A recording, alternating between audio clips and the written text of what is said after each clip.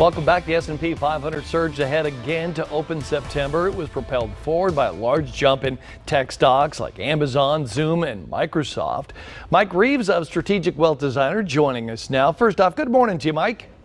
Good morning, Scott. How are you? I'm doing quite well. Here's a question for you, though, Mike. Is the market overvalued, or can tech continue to rocket straight up? I know a lot of the stay-at-home type of stocks are just going up and up and up.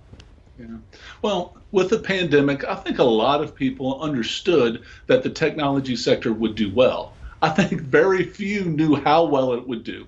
And that's really what you're seeing here. To me, what you've done is you pulled late adopters forward, meaning you got demand out there, you pulled it forward. That's made stock prices go up. You know, my mother, love her to death, can't see her as much as I want. She was using Zoom. She's in her 70s. So that's really what you saw here. Demand coming forward. It's helped these stock prices, but they are, they're getting a little bit high. So what do you think? You talk about the dreaded bubble sooner or later. Do things have to burst or not?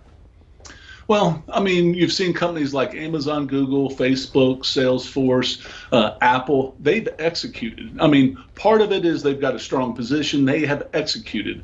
But to me, I was back in the business during the time of Y2K. And really what you saw there was a need to pull demand forward to correct a little bit of a computer system concern. And then afterwards, those stocks came down.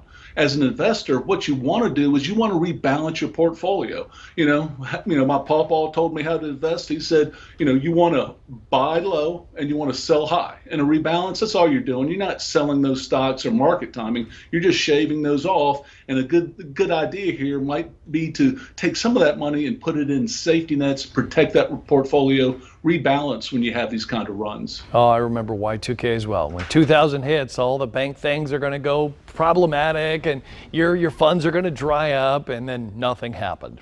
All right, some sectors like tech, they're for the most part completely recovered, at least a lot of the big stocks, but others are way down. Should investors really be wary right now, or maybe even more happy days ahead? Well, again, in any type of bull market run, you'll have some things up and some things down. The concern here would be, though, that the Fed has propped up the market. They had pumped a lot of money, actually trillions of dollars, into the stock market. When they pull that punch bowl away, obviously, if you really run up, you're extended, you're going to come back down to earth. But there's always stocks that are beat up. When you have these kind of runs, you want to look for some things that are not as pricey in this type of market. All right, before we run out of time, let's talk about jobs. I know that a lot of them have been lost. A lot of them have changed. Are you thinking about, kind of almost a switch in the type of jobs that are going to be available out there?